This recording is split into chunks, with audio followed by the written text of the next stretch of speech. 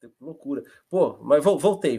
Ó, parei na classificação Nielsen, né? A classificação Nielsen, então, ficou em quinto lugar de audiência, tá a mesma classificação da semana passada. Aí eu trouxe algumas citações sobre esse episódio que eu achei interessante a gente pontuar sobre elas, né? Tem um site chamado Docs Review, que ele diz o seguinte, ele avaliou. Ele diz que esse é um episódio tranquilo, mas poderoso, e ele dá 4 de 4 embalagens de molho cardassiano de Yamoki. Achei engraçado isso, essa maneira que eles tiveram para classificar, né? Muito bom, criativo, né? No site do Sci-Fi, que é aquele canal de televisão e tal, né?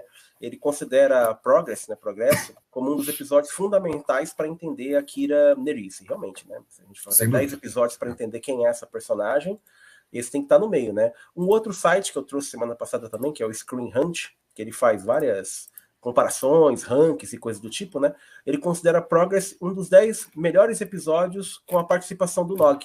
Ele coloca esse episódio em 7º lugar, né, das participações do Nog. Então esse é um episódio entre os fãs, né? Entre a galera tracker, ele é bastante comentado. E aí eu trouxe mais coisas também. Eu dei uma olhada naquele site que é o Jamers Reviews, né? E ele deu 3 estrelas de 4. Esse aqui não foi de 5, não. Ele deu 3 de 4 estrelas, né? Então, uma nota altíssima. E aí eu peguei uma frase muito interessante do rapaz que fez o review, né? Que é um rapaz chamado Jamal Epsikokam. Acho que é assim que se fala o nome dele, né? Se eu estiver falando errado, desculpem, tá? Mas eu acho que é assim. Ele diz o seguinte, ele diz que Progress é um episódio maravilhoso que chega ao cerne de questões maiores usando o drama humano em pequena escala, assim como o Past Prologue tinha feito. Esse episódio se destaca, perfeito, né? Esse episódio se destaca por colocar Kira no meio de problemas difíceis com tons de cinza. A leve história B, envolvendo as tentativas de Jake e Nog de capitalizar uma oportunidade de negócios, é agradável, mas pouco relevante. E vindo logo após a história de Jake e Nog em Storyteller, né? Que na semana passada foi um pouco semelhante também, isso é verdade. Isso parece um pouco difundido demais, deixando a história B de lado. Este show é um vencedor, indicando a direção que o DS9 parecia estar tomando, né? E aí, a última coisa que eu separei foi o Kate de Cândido, que eu não sei se vocês vão lembrar. Kate de Cândido é o cara que escreve sobre Deep Space Nine naquele site Reactor, que eu trouxe, e ele só descia pedrada. Ele é autor de romances também, né? Ele é autor de romances? Isso eu não sabia. Isso eu não sabia. Ele escreveu diversos livros do universo de Star Trek. Sensacional. Talvez por isso que ele é tão crítico, porque ele só descia pedrada, né? Você viu no episódio passado, ele deu 3 de 10 estrelas, né? Ele deu 3 pro episódio, né? Então ele só descia pedrada. Agora, nesse episódio mudou um pouquinho. Olha um pedacinho do review dele que eu separei pra gente dar uma olhada. Ele diz assim, sobre regras de aquisição. Ele diz o seguinte, Nog sente um formigamento nos nóbulos quando ouve falar de molho de Yamoki, né?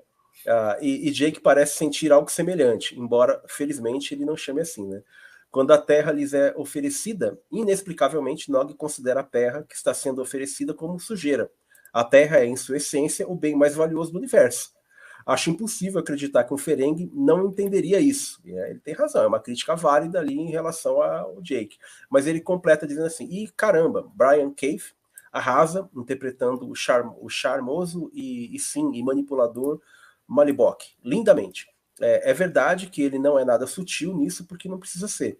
Ele fez sua escolha e está confortável com isso. Ele aceitou que seu tempo acabou e está disposto a deixar a destruição de Gerado, né? Acho que é Gerado que fala, né? Levá-lo embora. O que importa aqui é a jornada de Kira, pois ela deve perceber que desta vez ela não é a oprimida e ela precisa se resignar a esse fato, ou não poderá seguir em frente. É uma bela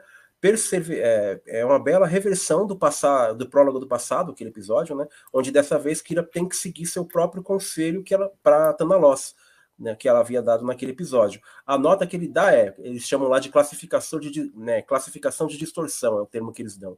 Na classificação de distorção dele é 9 de 10.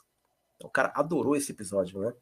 Então, bem interessante. Então, eu separei essas pequenas incisões aí, citações assim, porque eu acho que para mostrar que no geral o mundo tracker ama esse episódio.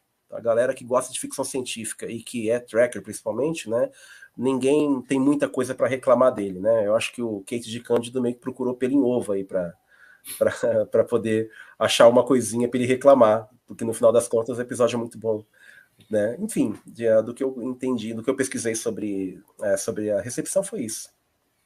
E a Kira tem uma importância na série que é a seguinte, que Bajor, como é que se inicia, né, a história toda a partir de Bajor, né? E como é que tu não vai ter episódios que vão mostrar o desenvolvimento, né, da Kira e a transição que ela faz, que ela é obrigada a fazer, e aí é uma questão que eu sempre insisto no caráter duplo dos personagens de Deep Space Nine, que é algo que deixa eles muito críveis, né?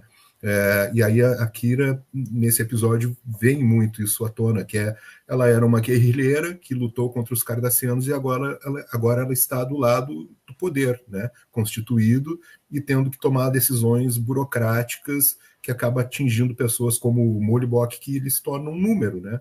Ele está atrapalhando o progresso, né? O título do episódio é Progresso. Então a gente precisa...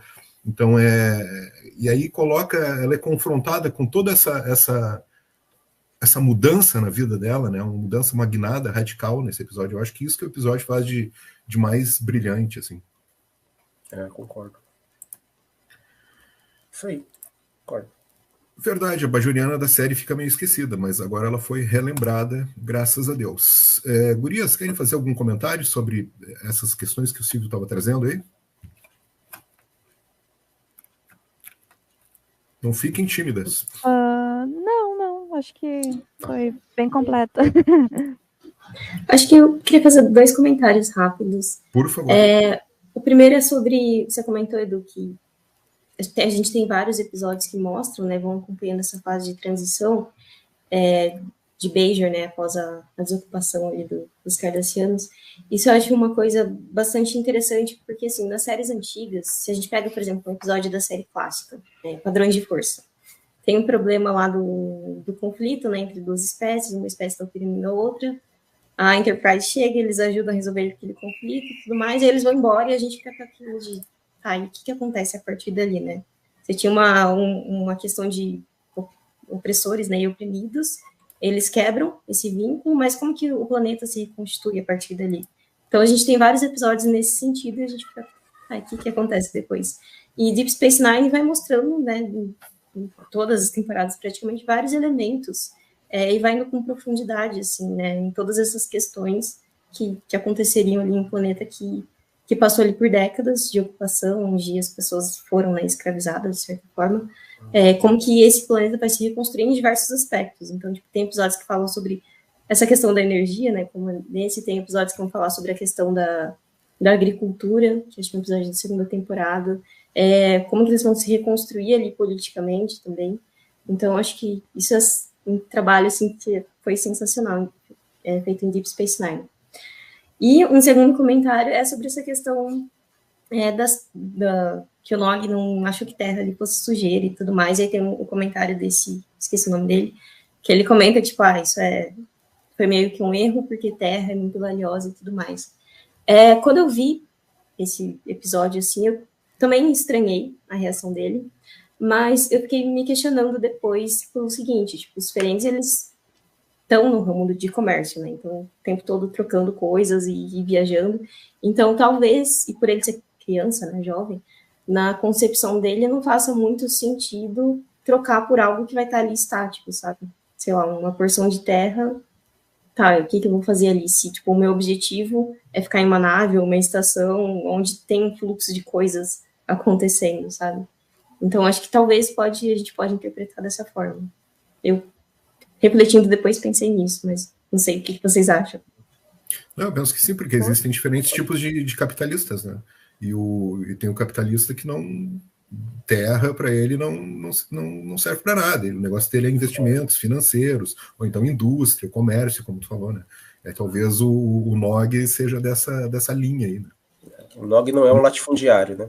Não é um latifundiário. Eu não imagino os Ferengues, assim, tendo terras, né, fazendas, criando animais. E é engraçado eu não tinha reparado isso agora, nem sei se faz sentido essa análise, Mas o fato dele desprezar, né, tipo, terras, e ao mesmo tempo a gente tem a questão do Mollibok na Lua como sendo aquela porção de terra, tipo, é a vida dele. Então, exatamente, isso perfeito. tem um significado muito grande, assim, né? Não apenas de onde ele vai estar tirando, de onde ele tirou o sustento dele, daquelas outras pessoas, né, que também estavam ali, foram removidas, de onde eles conseguiram se proteger, né, de certa forma, também dos cardassianos, mas tem todo um significado ali que eles podem conseguir recursos em outros lugares, mas, tipo, a vida deles está ali. Então, é interessante essas diferentes percepções sobre o significado da Terra. Da Terra, não, incrível, muito bem.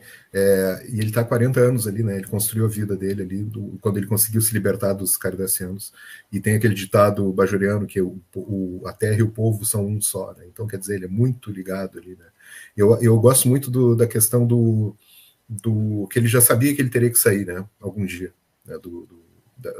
Então tem a questão do forno. O forno representa isso, né? Porque ele está construindo aquele forno colocando um tijolinho por dia, muito lentamente. Ele poderia terminar aquele forno num dia só, né? Não, ele vai fazendo muito lentamente, muito lentamente. Aí quando ele termina, realmente coincide com um momento que não tem mais como ele ficar na Lua, né? Era uma Lua, né?